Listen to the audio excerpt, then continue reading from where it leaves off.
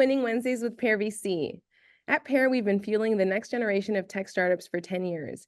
Working closely with founders since the beginning of their journeys, we've seen again and again that a good product isn't enough to build a meaningful business. You must also have a winning strategy and go-to-market. We believe that leveraging community, learning from one another, is key to establishing the right winning mindsets, frameworks, and strategies. So enter Winning Wednesdays with Pear VC, a bi-weekly 45-minute webinar series on go-to-market topics that provides actionable insights to founders and teams building from 0 to 1. Our webinars are broken up into 2 parts. Part 1 is a 20 to 25 minutes of presentations from a guest with go-to-market expertise, and Part 2 is a lively Q&A. We're your hosts, Pear go-to-market team, Pepe and Anna. Pepe is not here live today, but we do have our incredible guest, Maryana Kessel, with us. Maryana is Director of Enterprise and Mid-Market Sales at Modern Health. Previously, she's held roles at cutting-edge technology companies like Flexport, DataGrail, and Box. She's used discovery to hone the skills of strategic and consultative selling, solving major business problems of clients, ranging from small businesses to Fortune 500 organizations. She also consults with startups to hone these skills, and I can tell you from firsthand experience, having worked with her at Box, she is the best of the best. I'm so excited to have my dear friend here with us, and we invite you to turn on your cameras and engage with reactions as Maryana shares her presentation. After her remarks, we welcome you to participate actively in the Q&A. And given we have more of an intimate group, we invite you to turn on your cameras and engage even throughout the presentation. We'll keep this as casual as we can. And without further ado, we'll give the floor to Maryana. Thanks for joining us today. Thank you so much, Anna. So excited to be here with Pear VC and really appreciate all of the time that everyone is going to be sharing with us today. So again, my name is Maryana Kessel. I am the Director of Enterprise and Mid-Market Sales at Modern Health, a mental well-being benefit for employers ranging from, again, small businesses to Fortune 100 organizations. And I've spent the last 10 years in enterprise B2B sales, and really excited to be chatting with you today about my favorite topic, which is discovery. I know anybody that I've worked with in the past is probably rolling their eyes at how I've chosen this topic, because I can be a broken record about how critical it really is. So I will go ahead and start sharing the presentation. And as Anna had mentioned, because we do have a smaller group today, I'd be more than happy to have it be more of a conversation, jump in, ask your questions. Happy to just ensure that you are going to get the most out of this presentation today. So without further ado, why should you listen to me? I think this is always an important question, and maybe starting off a little bit silly, but I'll share with you a story. I had no intentions of getting into sales. Post-college, I went to UC Santa Barbara. I fell in love with Box and all of the team members that I'd met there. And after 13 interviews, the sales development team had accepted me. So I really started my sales career at Box and was able to grow and had just the most exceptional foundational training. And discovery was the key point that we had focused on time and time again at Box. I'm sure Anna can verify that. Since Box, I have been an account executive at Flexport. I was their 6th hire. Employee 102, grew with them to about 3,500 people in mid-market, enterprise, and in global key accounts. I'd also led sales teams at 3 different organizations in varying industries. On the side, I also run MSK Consulting, which provides go-to-market consulting for typically seed to Series B companies. And I work a lot with technical founders on the transition from fundraising to selling to customers, which can be very different, although it is kind of overall selling. To orient this conversation, we're going to focus this on B2B sales, and we're going to focus on contract values of about $25K to about $500K. This is really the main segment that I spent a lot of time in. I have sold over 7-figure deals, but that requires a different level of discovery. So we'll keep it more general for today. All right. So we'll start off by saying, sales is widely misunderstood. When you think about a salesperson, and hopefully this perception has changed over the last 10 years or so, but it's this kind of smooth talking, charismatic individual that will tell you the world and make sure that they're pitching in the right way and their product sounds amazing. But at the end of the day, that type of selling only gets you so far, and it certainly doesn't get you 5-6-figure deals. Sales is really about listening. And once you're able to listen and understand your client, then you can create a tailored solution for them. And that's the most important thing. If you take nothing away, is that sales is about listening and understanding. And from there, you're able to provide your customer a bespoke experience into what they are looking for. I want to zoom in into fundraising versus selling into the market. Over my experience of working with about a dozen technical founders, there's a huge shift when it comes from raising your first seed round or your pre-series A. And all you're doing in that is explaining who you are, why your vision is incredible, why it's going to change the world. You're really making people buy into you and your product. When you go to start selling to customers, that strategy, unfortunately, doesn't work. It doesn't. And it certainly doesn't work when you get bigger and bigger deals, because at the end of the day, people only care about what your product is going to do for them. Unfortunately, they don't really care about you and they don't really care about your product, only what your product is going to do for them. And you have to figure that out by understanding what it is that they're looking for. What challenges do they have today? Why is it important to fix those challenges? Everyone has so many things on their plate. Why is this the number 1 or 2 thing that they have to solve? And being able to create, again, that bespoke experience that's going to help their business improve. How do you do that? Is through discovery. So again, with this kind of introduction wrapping, discovery and curiosity are king. And it's really important to be curious.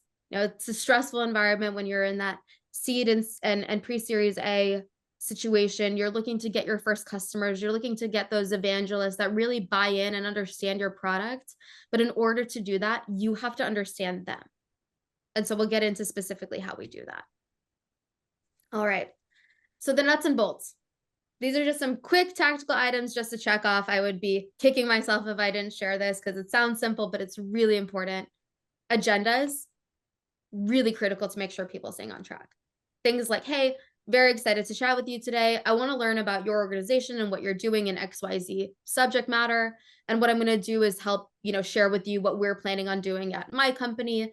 After this, I want to make sure that it's the right fit and we can talk about next steps. Just a basic agenda. The more people you have, the more formal your agenda should be.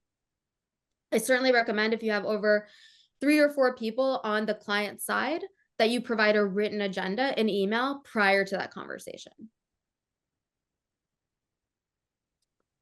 Excuse me. Slides. This is a crutch. Slides should rarely, if ever, be used at all. And the reason for that is slides are sometimes helpful visual aids for you to remember what to say. But remember, the most important part about discovery, which is typically your first or second conversation with a customer, is that you're learning about them. When you have a slide, you can tend to, or individuals can tend to really focus on making sure that they're hitting the right points and pitching in the best way possible. And at the end of the day, that doesn't matter. What matters is applying your product, how it can solve the client's use cases. Having slides directly impacts your ability to do that. Hard rule, no more than 5 slides. If you have to use slides, if it's a big group, if your product is super technical and visual aids are really important, no more than 5 slides. Otherwise, attention just plummets. And follow-ups.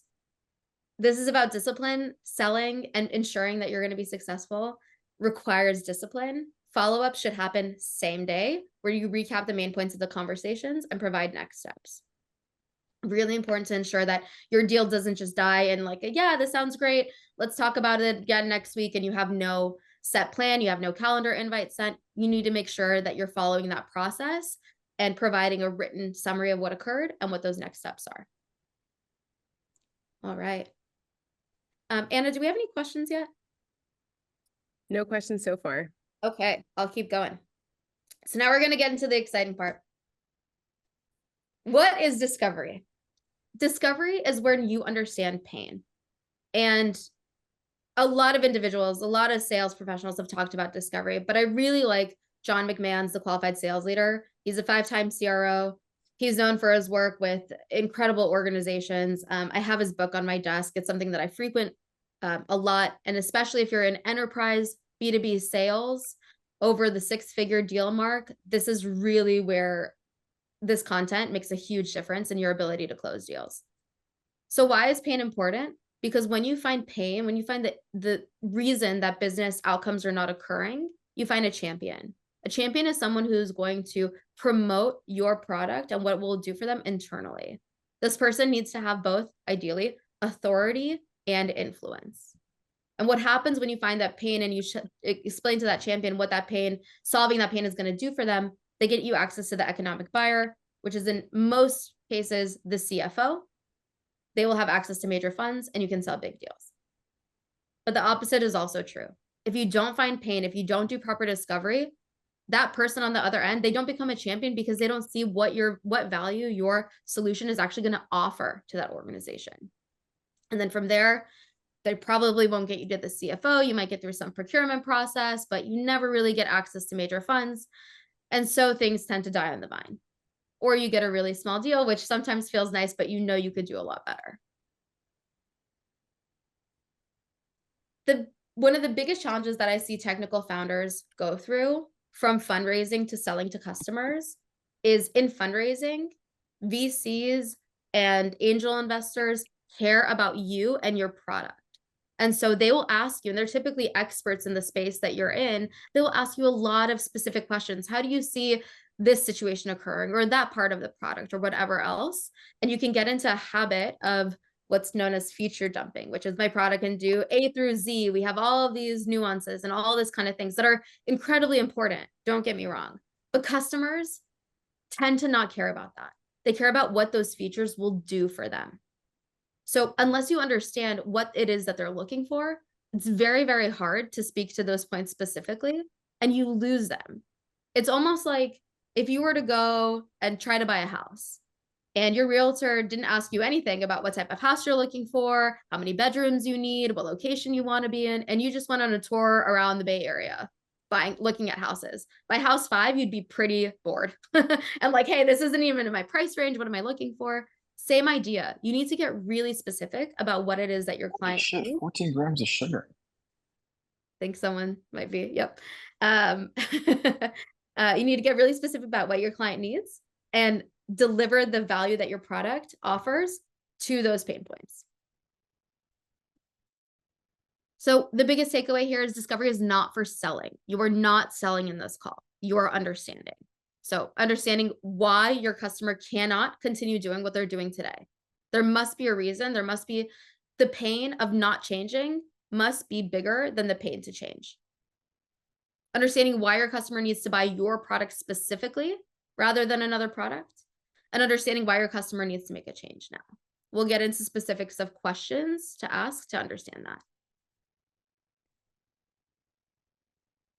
I'll sound like a broken record, but understanding comes first and selling comes after you understand. Okay, if you wanted to take notes, this is where you can take them. How do you actually find the pain? Discovery is a give and take conversation. You are going to exchange information about your product with information about the client's process, needs, and desires.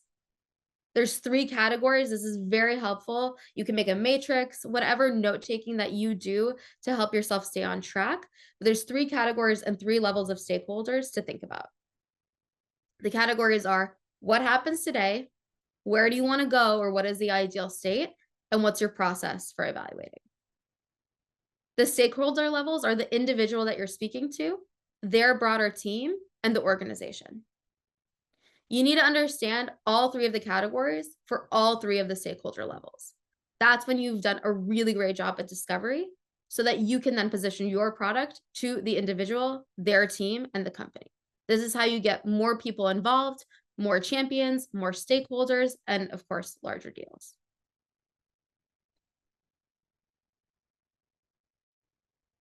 All right, so how do you structure this? The goal is to do 20% talking and 80% listening, AKA the opposite of what I'm doing in this presentation. So you'll begin the conversation with an introduction and agenda, and you'll say, before I jump into the product, I'd love to understand a bit more about your organization from other than what I've done, research on. How do you manage whatever, again, it is, visibility, control, support of whatever it is that your product does? Which teams are involved in all this? Who does this impact? Why would they care? And what are some of the biggest challenges? I just use visibility in this example, but it could be anything. It could be operations, it could be financial prudence, it could be anything. But you want to start to understand how the organization is structured and thinking about this issue today. Where do they want to be? And what is their typical evaluation process? And I want to ask if anyone noticed any common thread behind these questions.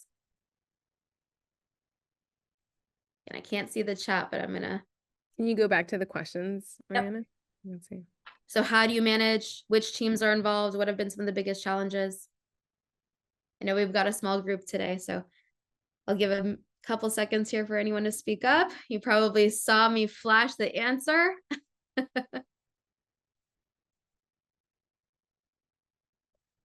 The common thread is that they're open-ended. It's really important to make sure that your questions are open-ended because it has to be about understanding. When you ask, do you have X? Do you have an AI tool today? Yes, no, that doesn't really tell you a lot. Why did they decide to do it? Why that one? When did they do it? What changes have they seen? Closed-ended questions do not give you any insight into what your customer thinks, feels, or struggles with. And that's what you want to get to. So 3 anchors. I call them like sentence anchors at the beginning of the sentence that I had. And at Box, I actually had a sticky note on my laptop that had how, help me understand, and what happens when. So I would prompt myself to make sure that I'm asking the questions in the right way. How has a lack of visibility affected your teams? Help me understand which teams are involved and what happens when you're not able to provide this or accomplish X. And what have been some of the biggest challenges? These open-ended questions will get the customer talking. And that's really what you want, right? You want them talking, you want them engaging. And then from there, you're going to lead with curiosity. So instead of, has a lack of visibility affected this? And they say yes. Okay, how, right? That's not really helpful. Make sure that you're asking, how has it affected? Well, it's not allowed me to see what my supply chain team is doing, which results in additional costs. Okay. Given that, how has that affected your P&L? How does that affected your ability to grow? That's when you're getting into this give and take kind of like tennis-like conversation where you're getting to the root of what is the challenge. There's a lot of ways that you probably have seen sales methodology. It's like 2nd level, 3rd level pain, blah, blah, blah. All of that comes to the same point of you need to understand why someone has to change now. Once you start with these open-ended questions, it gives you that opening so that you can continue to learn about that, that client, their team, and the organization. Okay. So what do you do after you've learned all of this? Remember, you're having the conversation. It really is a conversation. You're engaging in that back and forth. What happens then? You're like, nah, I'm ready. I'm going to solve all their problems. Give me the contract sign, right? What happens when? That's when you tailor your product to their needs. And make sure that you're not overselling. It's just as bad as underselling. Give them what they are looking for based on what you've learned, which is why it's so important to get to learn your client. So you'll provide a recap just to make sure that I didn't misunderstand anything. Today in your organization, there's that. This is how that's, creating a challenge. This is why that challenge is important. This is how it's affecting you, your team, and the organization. Did I understand that? Yes? Great. Given this is what product X can do to support you. We're going to impact 1, 2, 3. We're going to provide your support to you, to your team, to the organization, and you structure it in a very logical way so that they understand that the challenge that they have is a product that you can solve and why they have to change now. Seems pretty logical, very difficult to do. And what matters the most is really getting to understand why your client has to change. Your overview of the company should be no more than 30 to 45 seconds. Remember, you have to maintain attention. They don't care when you started. They don't care typically who supported you. They only care about what your product is going to do for them. Right? So just make sure that that is really tight, very different than fundraising. And then only after that, you're providing those insights into your product, And the last tip that I want to give here, this makes a humongous impact, is storytelling. So leveraging customer stories as early as you can, why you started the organization, what it matters to you, what other people have seen result in as a way of using your product. That's huge. It's called social selling, but it makes a huge difference when someone can say, "Oh yeah, I relate to that person," or "I relate to that organization. We have the same challenges." Okay, we're almost towards the end of the presentation. And that's actually it. So let me start by asking if there's any questions, if you'd like me to go back through anything, more than happy to do that. That was awesome, Maryana. So rich, so much content there that you squeezed in. So thank you so much. Sure. Let me go back here. Yeah, we can totally go back as questions come up, guys. Please pop them in. I have a few that I am curious to start with. I think one of the challenges with that I think makes founders feel like they want to fill the space is carrying a conversation is hard. And I think this is one of the things that you're so good at. And guys, I can attest to everything said about Box Days, her notes on her laptop. Maryana did the best discovery. Even back then, she was just phenomenal, off the charts. And I think it's because she could carry a really good conversation. And even as she did in this presentation, where she asked a question and then let there be, gave space for awkward silence and an awkward pause to see if there was a reaction. I wonder if you could just share like the tips on being as good at conversations as you are, Maryana. Like, what do you think, what do you practice? Like, how would you describe your own ability to carry conversations effectively? Yeah. Thank you, Anna. I think that there was a really big change in my career. My first year as a seller, as an account executive, I had the most wonderful manager, KJ Jeffries, Anna knows him as well. And I was so obsessed with Box and everything our product could do. I thought it was the most phenomenal thing. I was so interested in it. I got so nerdy. I geeked out on it. And as soon as I got on the phone with a client, all I wanted to do was tell them all the amazing things. And like sometimes, honestly, they would just hang up. Like they don't get it. Why don't they get it? What's going on? And KJ told me, like no one cares. And it was one of those moments where it just like I felt a pit in my stomach and I was like, damn, like, how do you not care? And it's because they don't understand how it's going to apply to them. Mhm. When we're founders and we have created our babies, right? And we're so obsessed with that product and we know everything about them. Of course we care. But it's about taking yourself out of your shoes and into your client's shoes. The biggest change that I saw in my career from when I went to being like a decent AE to a top AE was when I stopped selling in discovery. Stop seeing that as this is a sales conversation and really started seeing it as a way to understand my client. And I know again how silly that might sound, but when you feel the pressure of I got to move this forward, I have to close this deal, or I have to get this evangelist, I need to, we need to land our 5th client, our 10th client, the board is asking that, all of this, it can be really high stakes. Learning to regulate your emotions and saying, hey, this is just a conversation. I'm going to be curious about this person and getting yourself in that right mindset.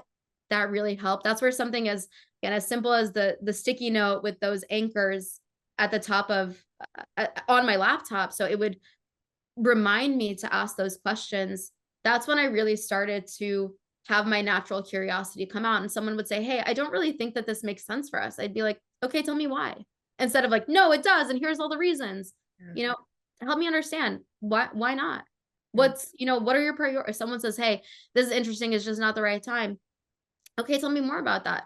What are the top priorities for you today? Mm-hmm.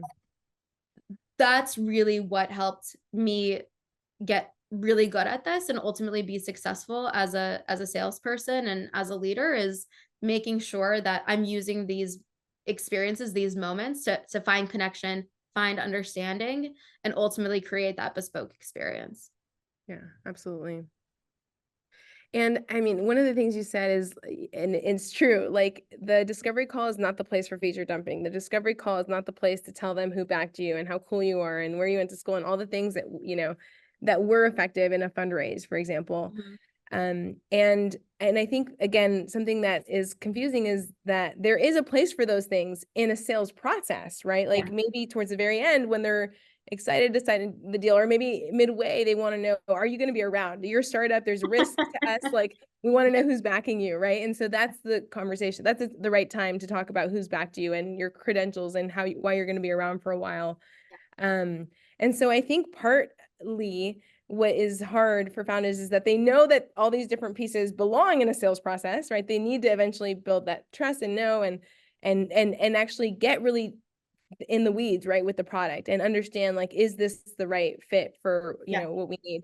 But the discovery call is not the place for that. And so I just, you know, really want to underscore the distinction between not saying those are things that should never belong in a sales process. It's just the discovery call is not the place. And so to that, I have another question around the placement of discovery, when discovery, where it belongs, and also how it relates to qualification. Maryana, I'm really curious how you, in the teams that you manage, in your own sales process, how do you distinguish discovery from qualification? What's the relationship between those two things?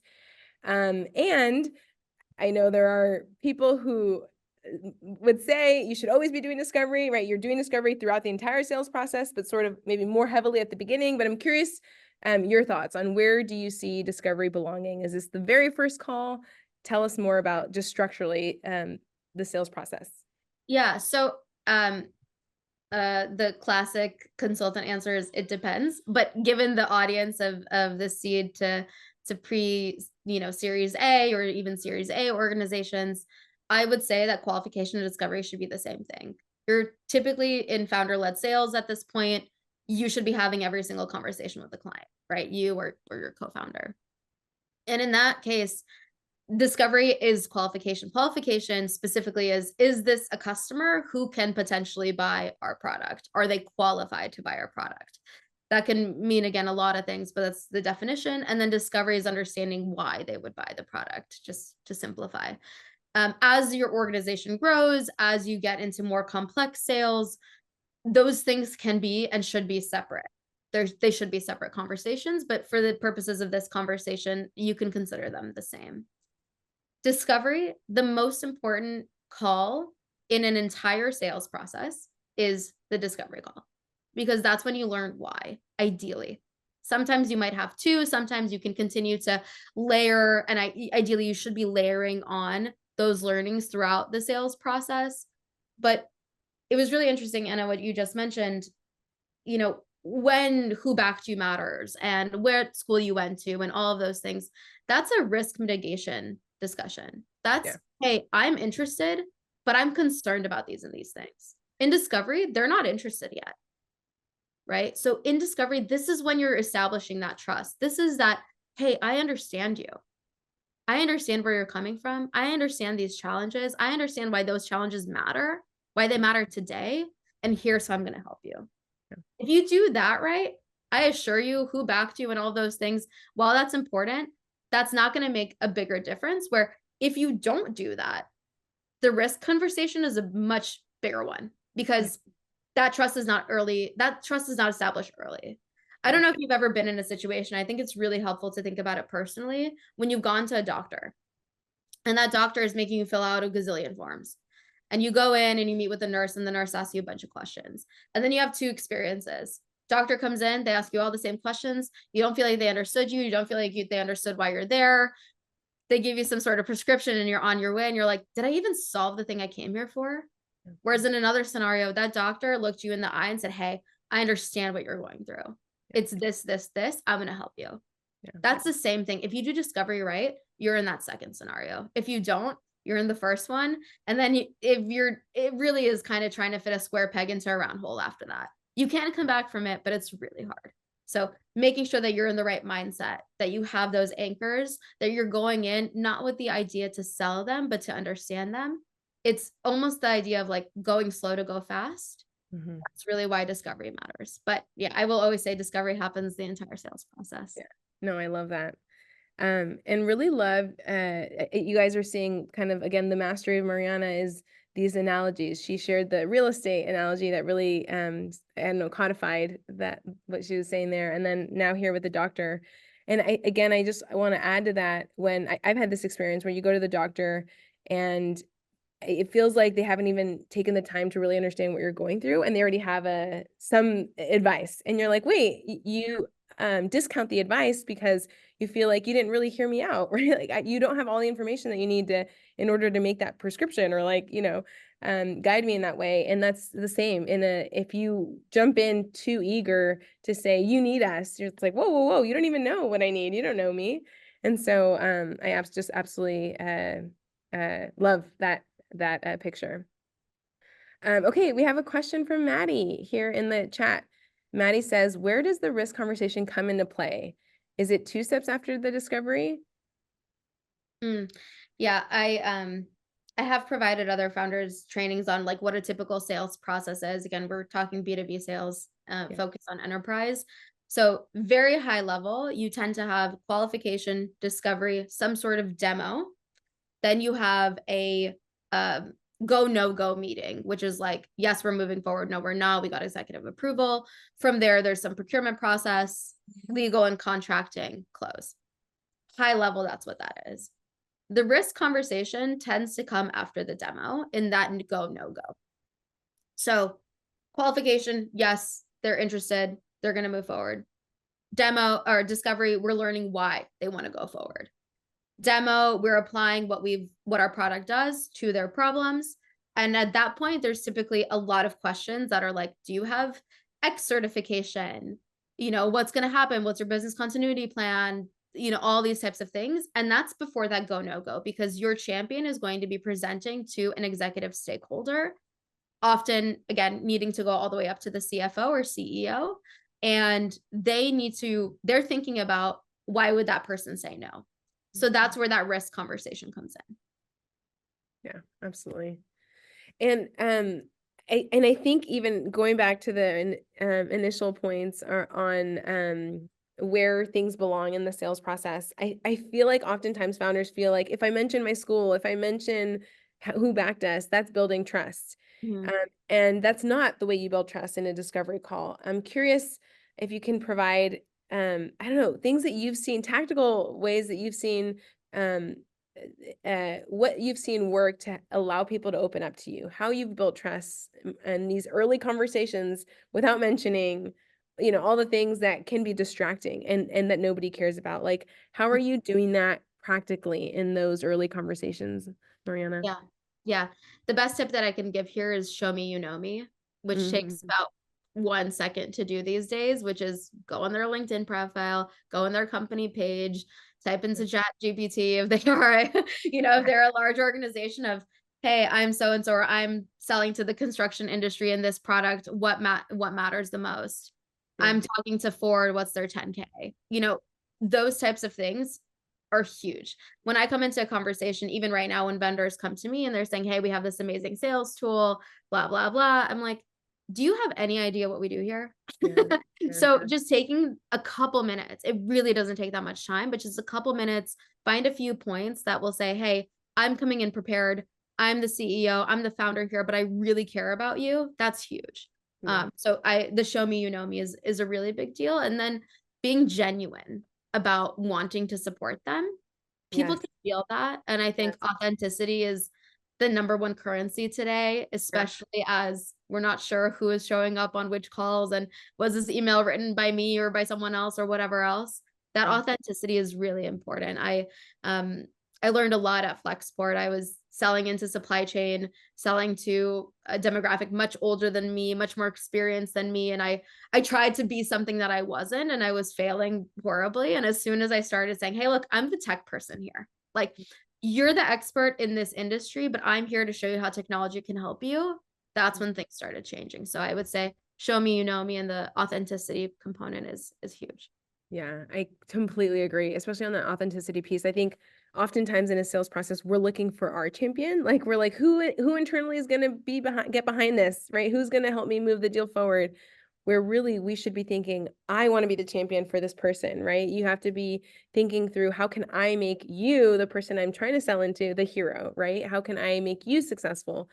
And that genuine interest and care, I think, is hard to fake. And when you have it, it can be so effective. And I think part of what makes the curiosity even turn on in your mind is when you have that goal, right? Of I being, agree. Yeah. right? Like saying, I want to make you succeed. So then you're looking for, okay, how do I make you succeed? Tell me how, and you need them to tell you in that way. And I think too, just focusing in on this conversation with this group of people, Yeah. it's you're looking for your first 5 customers, your first 10, 20 customers. They're taking a big risk on you. And we have to remember that risk is a fireable offense. Most cases, right? If your contract is more than 25 grand and it flops on its face, or God forbid, it's a security risk, that is a fireable offense. Yeah. In the same way that you can have your champion be promoted or advance their career for bringing on your product. Yeah. So it's a big responsibility. And I think remembering that and having the weight of that kind of in the forefront, right? Taking yourself out of your shoes and into theirs. It's risky, but this person believes in you and they deeply care about what you're talking about. You're going to help them look great by understanding their organization and helping them navigate that organization. That's where discovery really comes in. Absolutely. Okay, well, we're at the end here of our time. We're close to it. I have one other question I want to ask before we go, but want to leave the audience another opportunity, kind of last call for questions here. Hi, Mona. Thanks for turning your camera on. Feel free to jump in with questions, and if not, we'll give it another few seconds. I will ask our final question of the day, which I can kind of pose it now and give Maryana time to think about it. Mona, did you have a question? Okay, no. Great. You're just saying hi. Good. The last question is this is a question we ask every speaker, Maryana. So really eager to hear your thoughts, your take on this. Is what is your secret recipe to maintaining a winning mindset and driving momentum in the face of challenges? We all know that sales is hard. It's mostly rejection. It's mostly, like you said, people hanging up on you, and mostly closed lost, right? Like even if you're doing it, you're at the top of your game, which I know you are. You have a ton of wins, but you also have a lot of losses. And so, how do you how do you keep a winning mindset? And more importantly, I think too, as given your role and your role of leadership, having a number of closers under you, how do you keep them, in the right mindset? Yeah. It's a really interesting question. I mean, there's so many little things from like making sure to balance, taking care of yourself, making sure that you have time with your family, your friends, things that fill your cup, right? There's all of those things, but ultimately, like I love this thing. I love enterprise sales. I think it's a puzzle. I love to solve it. I love the game. I'm a student of it. I read a lot of books. I listen to podcasts. I'm constantly working on tweaking and A/B testing and things like that. So for me, I enjoy it. And I think for the people on the call today that are founders or starting companies and looking to expand, you love what you're building.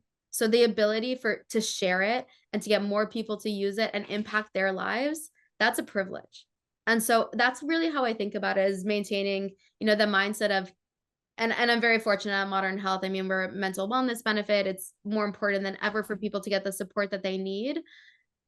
I'm able to impact so many lives in my role. And that's a huge, huge responsibility. It's a huge privilege. So while the rejections sting, and I always remember the ones that didn't close versus the ones that did, the ability to have that impact is so meaningful. And what else would I rather do with this one precious life I have than this? It's hard for me to come up with something else.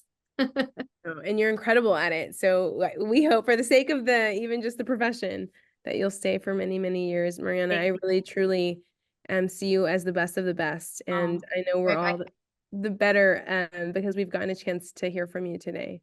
It looks like we got one final question. Can we fit it in before we wrap? Definitely. Okay. This is from Shruti, and the question is, what tips might you share for an industry like healthcare where sales cycles are notoriously long? What are best ways to keep engagement active?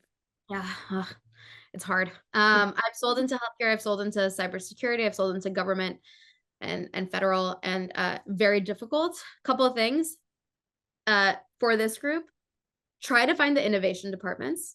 They can tend to get around most procurement processes. So like, I would say that's probably the best tip, is like get around it when you can. When you can't, When you can't, when you have to follow that process, there's 2 tips. One, having some sort of automatic touch base on the calendar. I hate them for a number of reasons, but it's really important to say, hey, we're going to have this calendar block every 2 weeks. We're going to talk about updates. We're going to talk about what's going on in your procurement process. It's really important for us to connect. And because it's that automated calendar invite, it's even if they cancel it, they'll remember you. So that's an important, just like very tactical tip there. The other piece is get in person. It's very hard to forget people when you've seen them in person, when you've broken bread with them. That's an important thing. And then maintaining the why, right? That's why discovery again is so important, because if you don't know why they have to do this, the like inertia of organizations will get to you and things will die. And in some ways, and honestly, there are organizations that do that on purpose, because it's like, hey, this costs us a lot to change things. So to get around that, you really need to make sure that you're spending your time with the right clients. I think it's one of the most important things for founders, especially in the early days, of you want so desperately to get that 5th, 10th, 20th, 100th customer. Make sure you're spending time with the right ones so you don't get stuck in this like loop of death, because the right ones will figure out a way to get around it. Incredible. Great question. Thank you to wrap up this time. I've loved this conversation, Maryana. I knew I would. Yeah, I found it so valuable, and I know our founders will too. So thank you so much for your time. Keep crushing it. You wrote the book on Winning Wednesdays. So proud to Okay. have you on today. Thanks everyone for joining us. We hope that you have taken away, so many rich, good nuggets, practical advice, and we look forward to seeing you on the next Winning Wednesdays. Have a great day, everyone.